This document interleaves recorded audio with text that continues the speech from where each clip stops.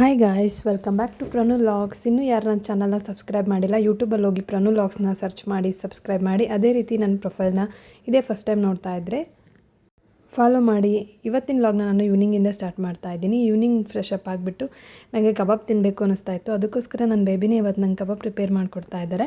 ಅವರು ಇಲ್ಲಿ ಕಬಾಬ್ಗೆ ಸ್ವಲ್ಪ ಸಾಲ್ಟ್ ಮತ್ತು ಖಾರದ ಪುಡಿ ಜೊತೆಗೆ ತೇಜು ಕಬಾಬ್ ಪೌಡರ್ನ ಹಾಕಿಬಿಟ್ಟು ಶುಂಠಿ ಬೆಳ್ಳುಳ್ಳಿ ಪೇಸ್ಟ್ ಜೊತೆಗೆ ಒಂದು ಮೊಟ್ಟೆನ ಹಾಕಿಬಿಟ್ಟು ಚೆನ್ನಾಗಿ ಕಲಸಿ ನೆನ್ಕೊಳ್ಳೋದಕ್ಕೆ ಇಡ್ತಾ ಇದ್ದಾರೆ.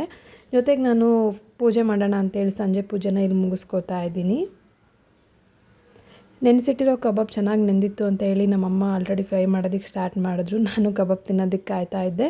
ಕಬಾಬ್ ತಿಂದು ನೆಕ್ಸ್ಟ್ ಡೇ ಮಾರ್ನಿಂಗ್ ನಮ್ಮಮ್ಮ ಬ್ರೇಕ್ಫಾಸ್ಟ್ಗೆ ಅಂತ ಹೇಳಿ ನನಗೆ ಇಲ್ಲಿ ಇವತ್ತು ಮೊಟ್ಟೆ ದೋಸೆ ಮಾಡಿಕೊಡ್ತಾ ಇದ್ದಾರೆ. ಸೊ ನಮ್ಮಮ್ಮ ಇರೋವರೆಗೂ ನಾನು ಫುಲ್ ರೆಸ್ಟ್ ಅಂತಲೇ ಹೇಳ್ಬೋದು. ಇಲ್ಲಿ ಅವರು ಮೊದಲನೇದಾಗಿ ಮೊಟ್ಟೆ ದೋಸೆ ಮಾಡೋದಕ್ಕೆ ಅಕ್ಕಿ ಹಿಟ್ಟನ್ನು ತೆಳ್ಳಗೆ ಕಲಿಸ್ಕೊಂಡ್ಬಿಟ್ಟು ತೆಳುವಾದ ದೋಸೆ ಹಾಕಿ ಅದ್ರ ಮೇಲ್ಗಡೆ ಕಟ್ ಮಾಡಿ ಇಟ್ಕೊಂಡಿರೋ ಈರುಳ್ಳಿ, ಕೊತ್ತಂಬರಿ ಸೊಪ್ಪು, ಕರಿಬೇವಿನ ಸೊಪ್ಪು, ರುಚಿಗೆ ತಕ್ಕಷ್ಟು ಉಪ್ಪು ಮತ್ತು ಖಾರದ ಪುಡಿ ಹಾಕ್ತಾ ಇದ್ದಾರೆ. ನೀವು ಇಲ್ಲಿ ನೋಡ್ತಾ ಇರ್ಬೋದು. ನೆಕ್ಸ್ಟ್ ಒಂದು ಬಟ್ಲಿಗೆ ಒಂದು ಮೊಟ್ಟೆನ ಹೊಡೆದಾಕೊಂಡು ಚೆನ್ನಾಗಿ ಅದನ್ನು ಮಿಕ್ಸ್ ಮಾಡಿ ಇವಾಗ ಅದನ್ನು ದೋಸೆ ಮೇಲ್ಗಡೆ ಹಾಕ್ತಾ ಇದ್ದಾರೆ. ನೀವಿಲ್ಲಿ ನೋಡ್ತಾ ಇರ್ಬೋದು. ದೋಸೆ ಎಷ್ಟು ತೆಳು ಮಾಡ್ಕೊಂಡಿರ್ತೀರೋ ಅಷ್ಟು ಚೆನ್ನಾಗಿ ಬೇಯುತ್ತೆ. ದಪ್ಪ ಹಾಕಬೇಡಿ ದೋಸೆನ. ಸೊ ತೆಳ್ಳಗೆ ಮಾಡ್ಕೊಂಡಿದ್ರೆ ಈ ರೀತಿಯಾಗಿ ಆಗುತ್ತೆ. ನೆಕ್ಸ್ಟ್ ಸ್ವಲ್ಪ ದೋಸೆ ಬೆಂದಮೇಲೆ ಒಂದು ರೌಂಡು ಎಣ್ಣೆ ಹಾಕ್ಬಿಟ್ಟು ಮೇಲ್ಗಡೆ ಒಂದು ಚೀಸ್ ಹಾಕಿ ಎರಡು ಸೈಡ್ ಬೇಯಿಸ್ಕೊಂಡ್ರೆ ನಮ್ಮ ಒಂದು ಮೊಟ್ಟೆ ದೋಸೆ ರೆಡಿ ಆಗಿರುತ್ತೆ. ಸೊ ಈ ಕಡೆ ನೋಡಿದೆ ಒಂದು ಪಾರ್ಸಲ್ ರಿಸೀವ್ ಆಗಿತ್ತು ನನ್ನ ಹಸ್ಬೆಂಡ್ ಹೆಸರಲ್ಲಿ. ಅವ್ರು ಆಲ್ರೆಡಿ ಡ್ಯೂಟಿಗೆ ಹೋಗಿರೋದ್ರಿಂದ ನಾನೇ ರಿಸೀವ್ ಮಾಡಿಕೊಂಡೆ. ಇದನ್ನೇನಂತೇಳಿ ನೋಡೋಣ ಅಂತೇಳಿ ನೋಡಿದ್ರೆ ಅವ್ರು ನನಗೇನೆ ಡ್ರೆಸ್ ಬುಕ್ ಮಾಡಿದರು. ಸೊ ತುಂಬಾ ಖುಷಿ ಆಯಿತು. ಇಲ್ಲಿ ನೋಡ್ತಾ ಇರ್ಬೋದು, ಯೆಲ್ಲೋ ಕಲರ್ ಇದು ಬಂದು ಈ ಡ್ರೆಸ್ನ ಅವರು ಫ್ಲಿಪ್ಕಾರ್ಟಲ್ಲಿ ಬುಕ್ ಮಾಡಿದರು.